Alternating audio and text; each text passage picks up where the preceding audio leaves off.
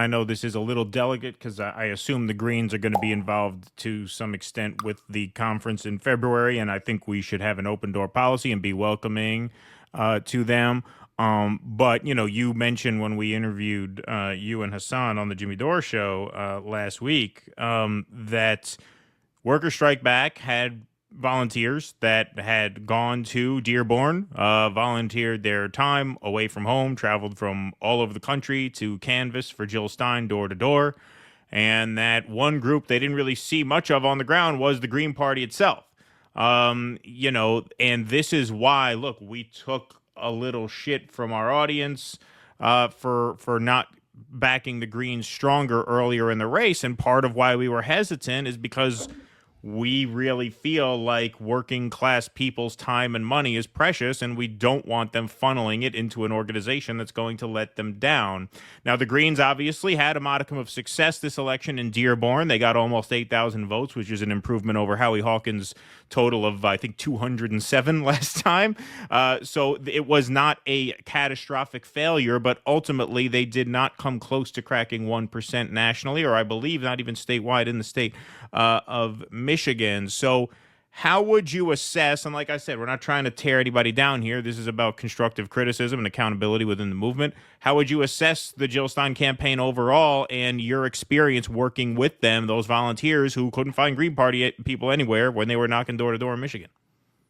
Yeah, as you said, this is not about tearing down. It's about constructive criticism. And then on that, in that spirit, I would like to start by saying, actually, I mean, the bottom line is the fact that Jill Stein ran was crucial, especially after the whole Cornel West debacle, And Right. and to be honest with you, it's not that she was. I mean, I have disagreements with her, but I don't think that she was. It was in any way a sort of a self-aggrandizing thing ever. I mean, they were genuinely. Chris Hedges and I actually spoke to Jill Stein and others in New York when we were both there for the launch of the Worker Strike Back in New York, and they were delighted at the idea of asking Cornel West to run on the Green Party ticket. Right. And it's really, really unfortunate what Cornel West ended up doing. And it's also a cautionary tale. If you have, even if it's somebody well-meaning, if they make it about, sort of their own sort of ideas and not about what's in the best interest of the working class, that can just go awry. And that's really, I mean, that's a liability for the working class movements to have that. And so it's actually important that she ran. She did show a lot of courage. I mean, she was relentlessly attacked, as we know, by the Democratic Party. I Sure. mean, almost historic, I think, or not just almost, but actually historic. The Harris campaign actually putting out ads against her. I don't believe that has happened in the past.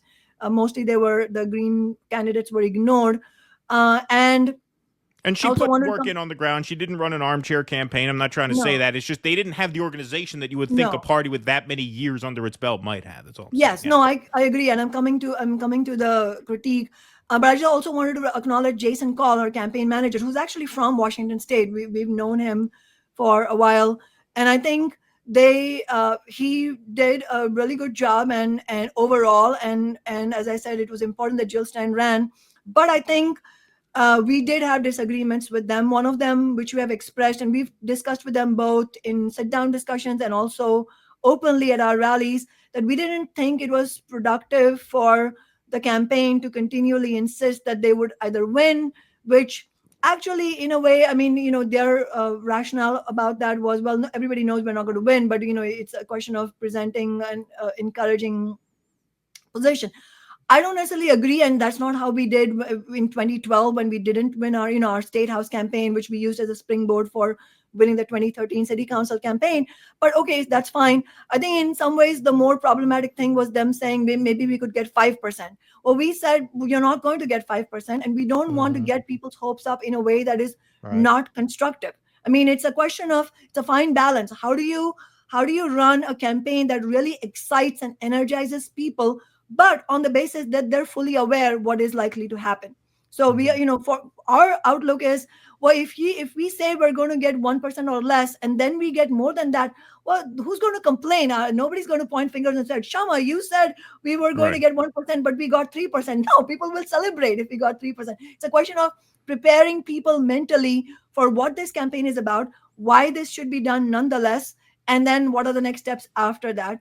And it's not that they disagree with us about the next steps in any way. I think Jill Stein is coming to speak in the February conference. I know Jason Call will be there. I know many Green Party members, rank and file members, will be there. They were there at our Zoom call today as well.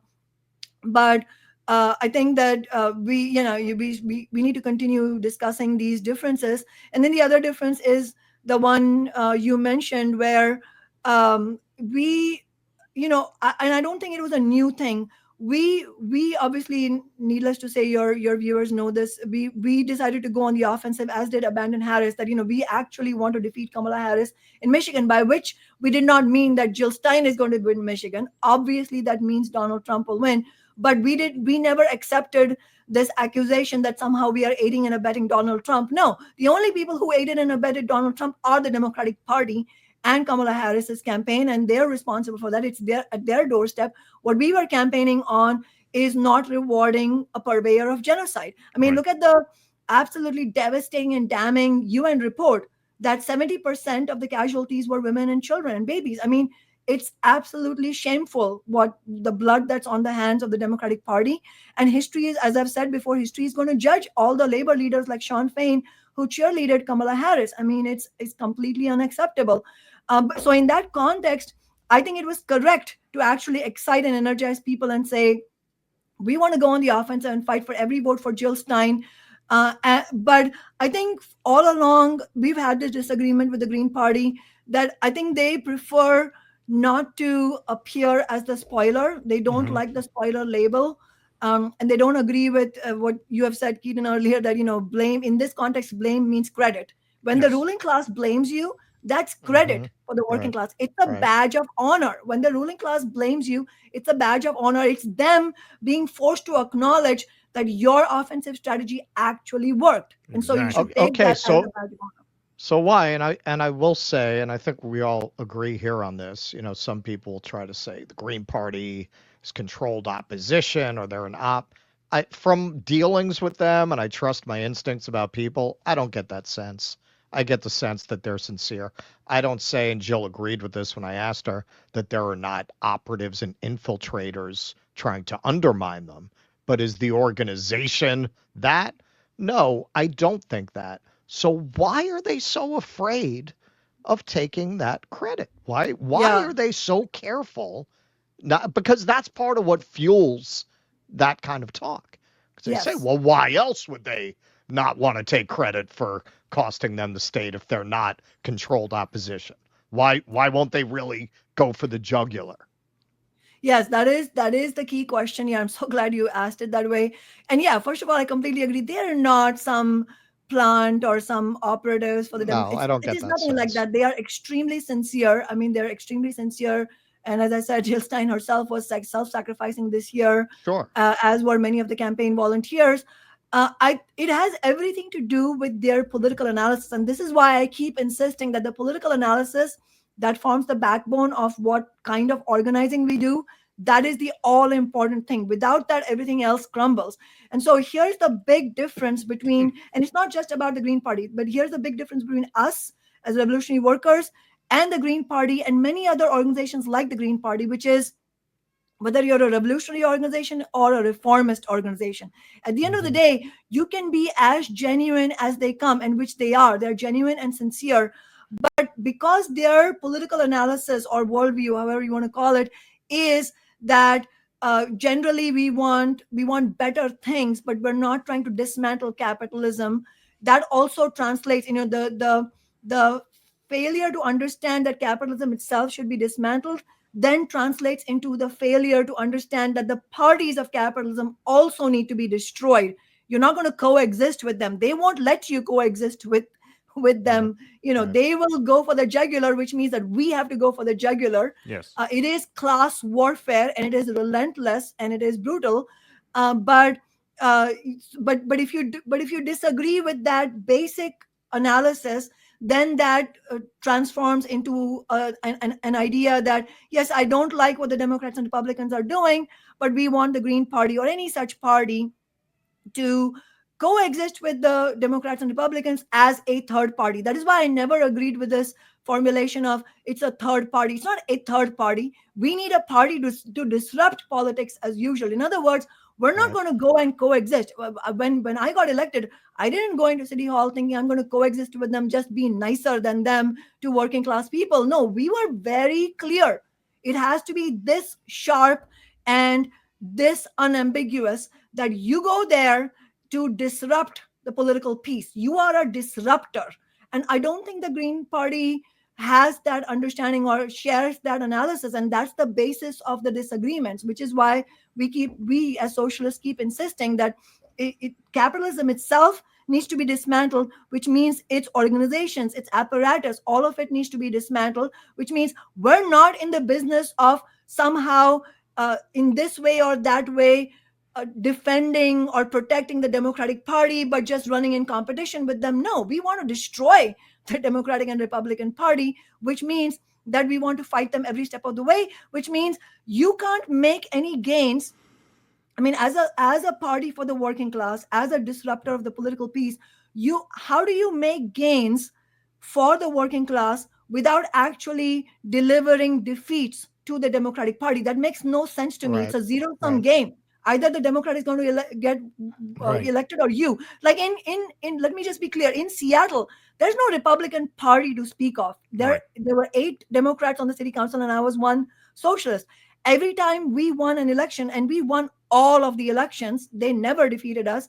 We defeated a Democrat. We defeated the Democratic Party. How on earth does anyone propose to actually even build even a reformist party without actually delivering defeats to the Democrats? And here's where not only the Green Party are wrong, it's also like organizations like my former organization, Socialist Alternative. I mean, on the other end, they refused to actually campaign for Jill Stein, even though they endorsed her on paper, because they didn't want Kamala Harris to be defeated. They said this they made all kinds of intellectual acrobatics in order to reach this point. But effectively, this is what they said, that, we think Trump is such a danger that we need to, we don't agree with Kshama Sawant that Harris should be defeated. And that's another kind of capitulation.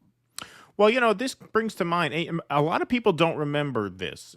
I'm curious to see if you do, Kshama, and Russell for that matter, because a lot of people forget this. But after 2016, which was a much closer Trump win than this one, where Jill Stein's vote totals in Michigan were actually larger than Trump's margin of victory. I believe that was true of Wisconsin as well. After the election, if you remember, Jill Stein did this thing where she funded recounts in those 3 states to make sure that Trump actually won, which struck me as an apology for having run. It struck me as an apology for having been a difference maker. And I don't understand that. Didn't you run to influence the outcome? If you're a disruptor, you should be proud that your vote total was higher than Trump's margin of victory. Yeah, so why are you why are you spending party money to basically apologize for having cost Hillary Clinton the election? That's how it read to me. I never understood that or why she did that. If she's willing to talk to me ever again after this, I'll ask her. Yeah, I don't know if Russell, you wanted to say something and I'm jumping in, but yeah, we never agreed with the recount. And you're dead right, Keaton. That was the whole motivation behind the recount, that we just want to prove that we did not cause the Democrats the vote. We did not cause Hillary Clinton her loss. And it was that was combined with their talking point, which I'm sure you guys have heard. They repeatedly say this, where they say that, people who voted for us are people who wouldn't have voted at all, so we didn't cost any votes for you. They keep jumping into our comment section on that to just their hair on fire. This is where you got it wrong. None of those people would have voted for Kamala Harris. Like, if you support the Green Party, why do you want so badly to convince people that you make no difference? Right, exactly. Yes, exactly.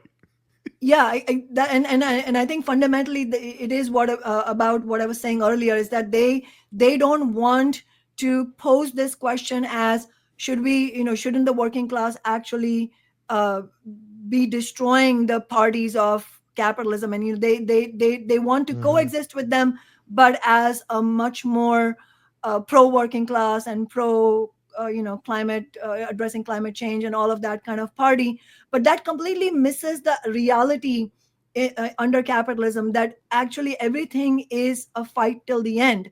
And you cannot actually win any fight unless you win working class people over. So yes, it is. I find it bizarre for them to say, "Oh, we didn't take voters away from Harris." Well, if you did, or the Democrats, well, if you didn't, then you're not actually succeeding at the task that really needs to be accomplished, which is winning people away from the Democratic Party. Yes. We take great pride in winning people away from the Democratic Party. That's our task. That's kind of the point. Please clap.